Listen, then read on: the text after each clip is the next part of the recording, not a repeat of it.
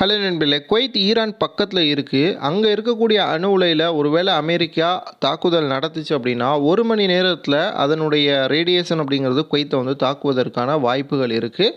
குவைத்தில் ஷெல்டர்ஸை உருவாக்குங்க, 1000 பேர் இருக்கிற மாதிரி எல்லா அகாமடேஷனோட ஷெல்டர்ஸை உருவாக்குங்க. என்ன காரணம் அப்படிங்கிறதையும் வந்து சொல்லியிருக்காங்க. வீடியோ முழுவதுமாக பாருங்கள், நிறைய முக்கியமான தகவல்கள் இருக்குது.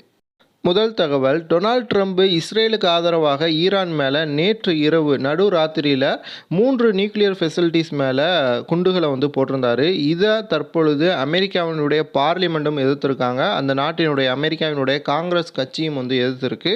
அமெரிக்காவிற்கு பாதுகாப்பு அச்சுறுத்தலை ஏதாவது ஒரு நாடு செய்து அதை உடனடியாக சரி செய்யணும்னா மட்டும்தான் இந்த மாதிரியான முடிவுகளை எடுக்கணும். ஆனால் ஈரான் அமெரிக்காவிற்கு எந்த விதத்திலையும் பாதிப்புகளை ஏற்படுத்துகிற வகையில் எந்த ஒரு அச்சுறுத்தலையுமே வந்து கொடுக்காமல் இருக்கும் பொழுது அவர்கள் மீது இந்த மாதிரி குண்டுகளை வீசுவதற்கு யார் அனுமதி கொடுத்தாங்க அப்படிங்கிற மாதிரி கேள்விகள் எழுப்பப்பட்டிருக்கு. அமெரிக்காலேயே மிகப்பெரிய புரட்சி வந்து தற்பொழுது ஏற்பட போகுது. அதே போல் அமெரிக்க அதிபர் டொனால்ட் ட்ரம்ப் அவர்களுக்குமே வந்து கடுமையான கண்டனங்கள் தற்பொழுது வந்து வலுத்துக்கிட்டு இருக்கு.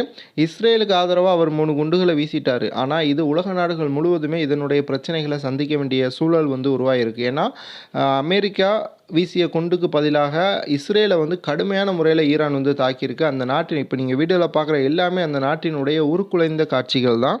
அது மட்டும் இல்லாமல் ஈரான் மற்றும் யுஏஇ போன்ற நாடுகளுக்கு மத்தியில் இருக்கக்கூடிய அந்த ஸ்ட்ரெய்ட் ஆஃப் ஹார்மோஸ்ன்னு சொல்லக்கூடிய அந்த துறைமுக பகுதியையும் ஈரான் தங்களுடைய கட்டுப்பாட்டுக்குள்ளே கொண்டு வருவதற்கான வேலையில் தற்பொழுது இறங்கியிருக்காங்க. இதில் வந்து இப்போ எந்த ஒரு ஜிசிசி நாடுமே தலையிட முடியாது. ஏன்னா போர் நடக்கு, அந்த நாட்டு மேலே இன்னொரு நாடு வந்து குண்டு போட்டிருக்காங்க. அதனால் அந்த நாடு முடிவெடுக்கிறது தான் இப்போ எந்த ஒரு நிலையிலையும் வந்து சரியாக இருக்கும். அமெரிக்கா அதே போல் இஸ்ரேல் இந்த நாடுகள் சேர்ந்து இந்த கல்ஃப் நாடுகளை வந்து சுற்றி வளைச்சு அவர்களுடைய கட்டுப்பாட்டில் வச்சிருக்கணுங்கிறதுக்கு மிகப்பெரிய ஒரு தடையாக ஈரான் இருப்பது அமெரிக்காவிற்குமே பிடிக்கல. அதனால தான் அவர்கள் இந்த அளவிற்கு இறங்கி வராங்க. ஆனால் ஈரானுக்கு தற்பொழுது பல நாடுகள், அதாவது அந்த பக்கத்தில் இருக்கக்கூடிய ரஷ்யாவாகட்டும், சைனாவாகட்டும், பாகிஸ்தான் ஆகட்டும், மற்ற நாடுகள் எல்லாமே ஈரானுக்கு ஆதரவாக தான் தற்பொழுது களத்தில் வந்து நிற்கிறாங்க.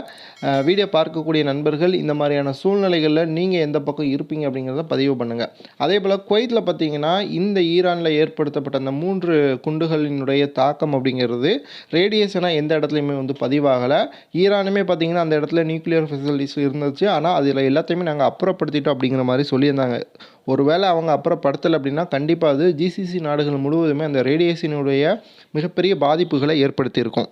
குவைத்தினுடைய ஃபினான்ஸ் மினிஸ்ட்ரி வந்து தற்பொழுது குவைத்தில் இருக்கக்கூடிய அனைத்து மினிஸ்ட்ரி பில்டிங்லேயுமே 1000 பேர் தங்குற அளவிற்கான ஷெல்டர்ஸை உருவாக்குங்க. எந்த நேரத்துலையும் அங்கே போயிட்டு இருக்கிற மாதிரியான ஒரு சூழல் வந்து ஏற்படலாம். ஏன்னா ஈரான் இஸ்ரேலினுடைய போர் அப்படிங்கிறது விரிவடைஞ்சிக்கிட்டே போய்கிட்டு இருக்கு. இன்னும் வரக்கூடிய நாட்களில் ஏதாவது தவறான முடிவுகளை நாடுகள் எடுத்துச்சு அப்படின்னா கண்டிப்பாக அது பெரிய பிரச்சனையை ஜிசிசி உலக நாடுகளுக்கும் ஏற்படுத்தும், ஜிசிசிக்கும் அதாவது கல்ஃப் கண்ட்ரிகளுக்கும் ஏற்படுத்தும். அதனால் முடிந்த வரைக்கும் ஷெல்டர்ஸை குவைத்தினுடைய மினிஸ்ட்ரி பில்டிங்ஸில் வந்து ஏற்படுத்துங்க அப்படின்னு சொல்லி மினிஸ்ட்ரி ஆஃப் ஃபினான்ஸ் வந்து சொல்லியிருக்காங்க. 5 வருடங்களுக்கு முன்பு கொரோனா வந்துச்சு, மிகப்பெரிய அளவில் எல்லாருமே பாதிக்கப்பட்டோம். தற்பொழுது இந்த போர் அப்படிங்கிறது ஆரம்பிக்கப்பட்டு முடிவடையாமல் போய்கிட்டு இருக்கிறத பார்த்தா உலகத்தில் 3ஆம் உலகப் போர் அப்படிங்கிறது வந்துருமோ அப்படிங்கிற ஒரு பயம் வந்து இருக்குது. குவைத்தில் இருக்கக்கூடிய நண்பர்கள் கொஞ்சம் உங்களுடைய பணத்தை முடிந்த வரைக்கும் சேமித்து வைங்க, ஆடம்பர செலவுகளை குறையுங்க. வீடியோ பார்க்கக்கூடிய நண்பர்கள் இந்த வீடியோ குறித்து உங்களுடைய கருத்துக்களை கீழே கமெண்ட் பாக்ஸில் பதிவு பண்ணுங்கள். சேனலை சப்ஸ்கிரைப் பண்ணுங்கள், மறக்காமல் லைக் பண்ணுங்கள், உங்களுடைய நண்பர்களுக்கு இந்த வீடியோவை அனுப்பிவிடுங்க.